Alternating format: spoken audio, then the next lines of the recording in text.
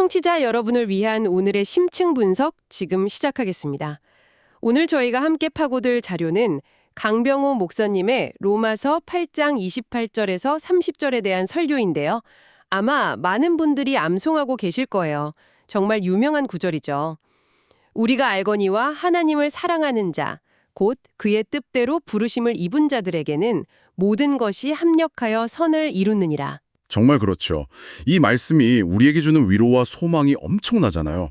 그런데 동시에 아주 근본적인 질문을 던지게 만들어요. 어떤 질문일까요? 과연 이 약속이 나한테도 해당되는 걸까? 내가 정말 그의 뜻대로 부르심을 입은 자가 맞나? 하는 그런 질문이요. 바로 그 지점이네요. 이 약속을 받기 위한 조건처럼 보이는 하나님을 사랑하는 자, 그리고 부르심을 입은 자, 이 두 가지 정체성에 대한 확신이 막 흔들릴 때가 많거든요. 맞아요.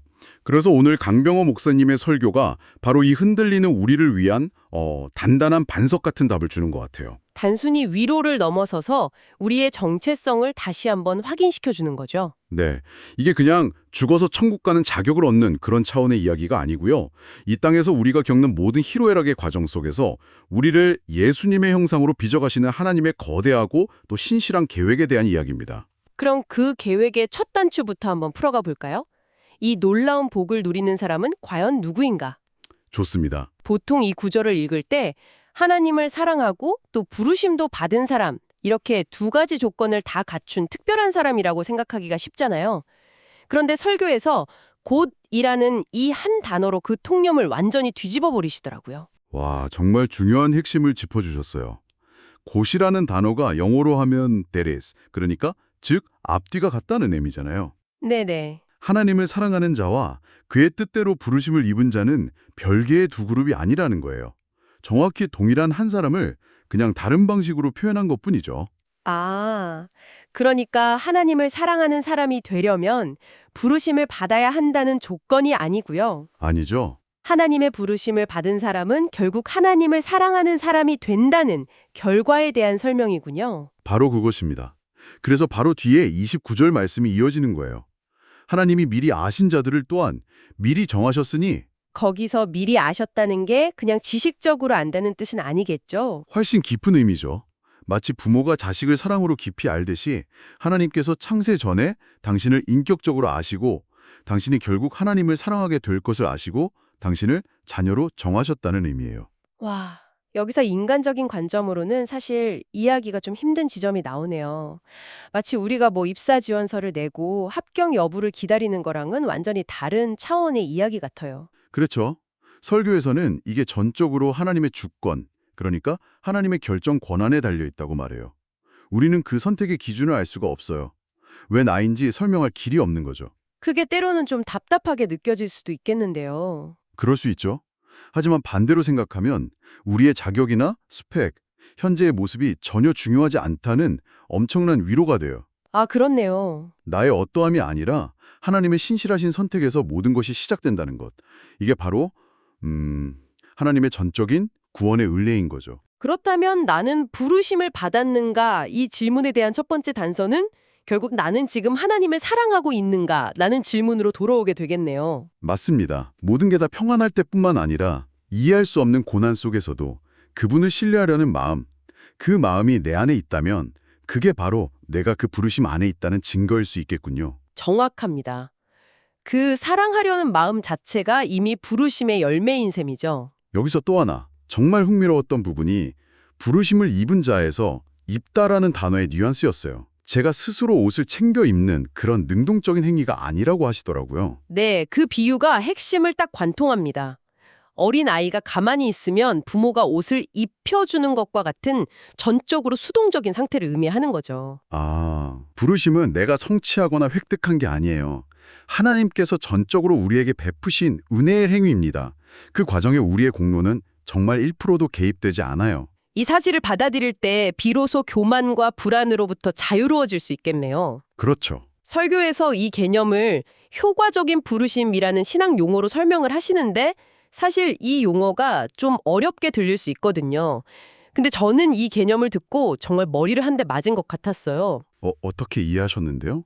하나님의 부르심이 우리에게 보내는 초대장이 아니라는 거예요. 그 자체로 효력을 발휘하는 선언문이라는 설명이었어요. 아, 선언문. 좋은 표현이네요. 네. RSVP를 요청하는 게 아니라 왕이 너는 이제 내 아들이다 라고 선포하는 순간 그 사람의 신분이 실제로 그냥 바뀌어버리는 것과 같다는 거죠. 그 선포 자체가 현실을 창조하는 힘을 가졌다는 개념. 이게 효과적인 부르심의 핵심이 아닐까요? 와, 정말 완벽한 설명입니다. 초대장이 아닌 선언문. 맞아요. 그 부르심은 우리의 동의나 상태에 따라서 효력이 결정되는 게 아니에요. 하나님이 부르셨기 때문에 그 부르심의 능력으로 인해서 우리는 죄인의 자리에서 하나님의 자녀라는 자리로 옮겨진 겁니다. 우리의 믿음조차도 그 부르심의 결과로 주어진 선물인 셈이죠. 좋습니다. 그렇다면 이 강력하고 거부할 수 없는 부르심이 내 삶에 일어났다는 걸 어떻게 알 수 있을까요? 겉으로 보이는 종교적인 행위 말고요. 내면에서 일어나는 진짜 증거들이요. 설교에서 4가지 구체적인 표지를 제시하시는데 이걸 하나씩 따라가 보면 저희 정체성을 점검하는 데 큰 도움이 될 것 같아요. 네, 첫 번째 표지는 바로 내면에 강력한 변화가 일어난 사람입니다. 이게 외부에서 들리는 어떤 신비한 소리가 아니고요. 복음이 들렸을 때 이전에는 시큰둥했던 그 말씀이 어느 순간 내 마음을 흔들고 내 생각과 가치관을 바꾸기 시작하는 경험이에요. 아, 우선순위가 뒤바뀌는 경험을 말씀하시는군요. 예전에는 성공, 돈, 명예 이런 게 삶의 기준이었다면 이제는 하나님의 말씀이 세상을 판단하는 새로운 기준이 되는 것. 제 의지, 관심사, 관점이 복음이라는 새로운 운영체제 위에서 돌아가기 시작하는 거요. 맞습니다. 그래서 겉모습은 교회에 열심히 다니는 것처럼 보여도 이 속사람의 운영체제가 바뀌지 않았다면 아직 그 부르심에 온전히 응답하지 않은 상태일 수 있다는 그런 날카로운 지적이 나오죠. 뼈 아프네요. 하지만 동시에 로마서 11장 29절 하나님의 은사와 부르심에는 후회하심이 없느니라는 말씀으로 소망을 주세요.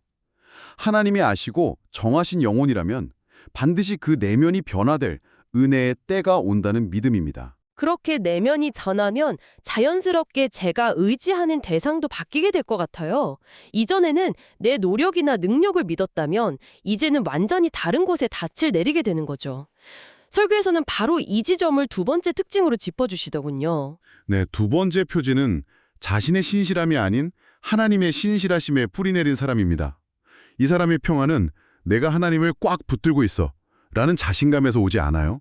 그럼 어디서 오나요? 오히려 하나님이 결코 나를 놓지 않으신다는 그 사실에서 오는 깊은 안정감이죠. 아, 그래서 이런 사람은 자기를 자랑할 필요가 없어지는 거군요. 내가 이룬 성공이나 자녀의 성공, 내가 가진 것들이 나의 안정감을 증명하는 도구가 아니게 되니까요. 그렇죠. 자랑의 유일한 대상은 나를 붙드시는 그리스도 한 분뿐이라는 걸 알게 되는 거죠. 심지어는 자신의 실패조차도 두려워하지 않게 되겠네요. 맞아요.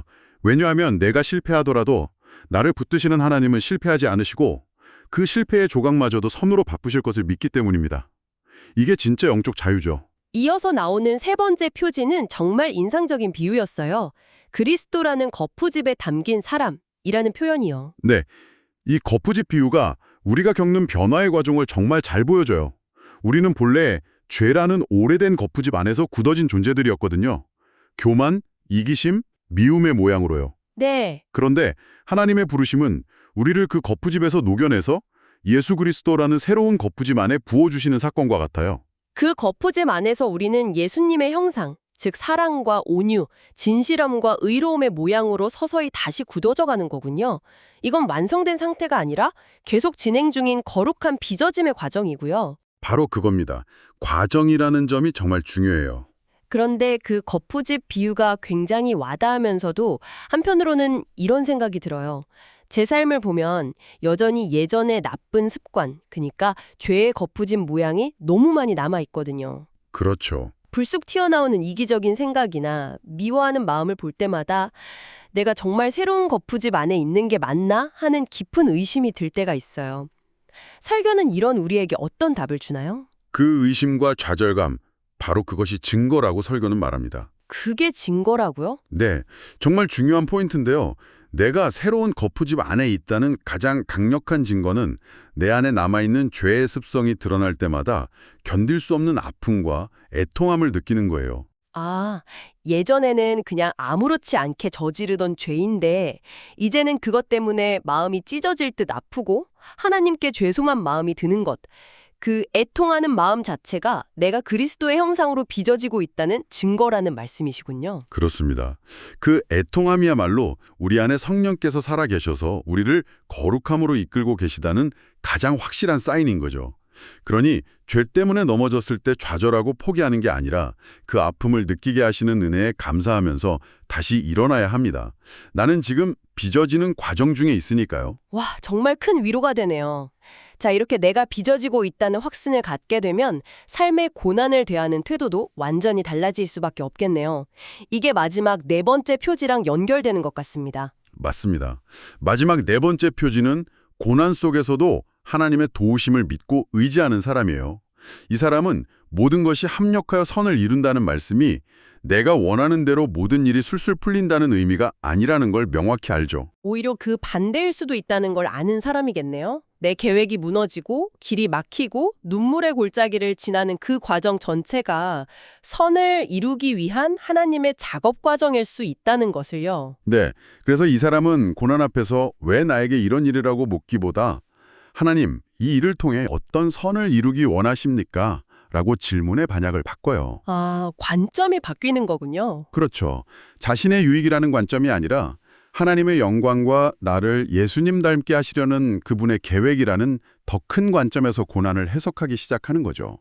이게 바로 시련을 통해 연단되는 인내의 믿음입니다. 이 모든 것을 알고 믿게 된 사람, 그러니까 부르심 받은 자로서의 정체성을 확인한 우리는 이제 어떻게 살아야 할까요? 설교는 마지막으로 세 가지 구체적인 결단을 촉구합니다. 첫째, 하나님이 우리를 먼저 사랑하셨다는 그 사실.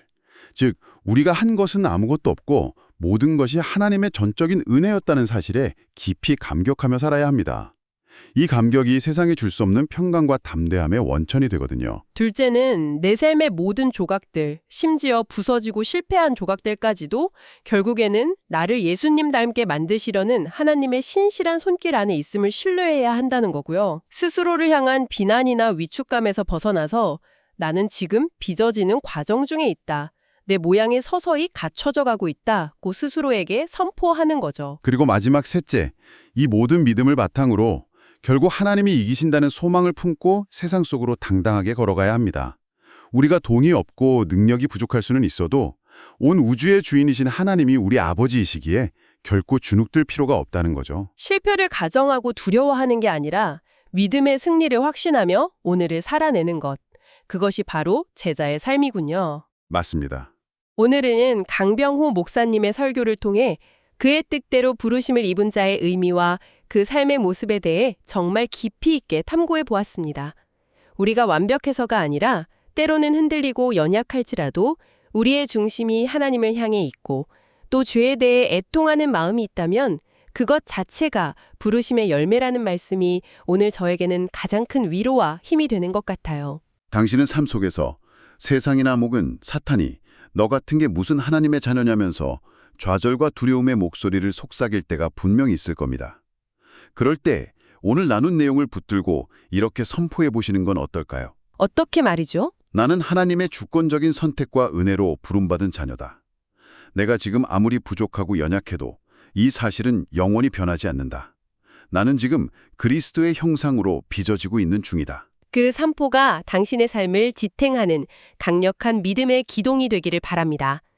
그리고 그 믿음 안에서 당신의 삶의 모든 조각들을 모아서 결국 가장 선한 것을 이루시는 하나님의 놀라운 계획을 매일의 삶 속에서 경험하시기를 진심으로 바랍니다.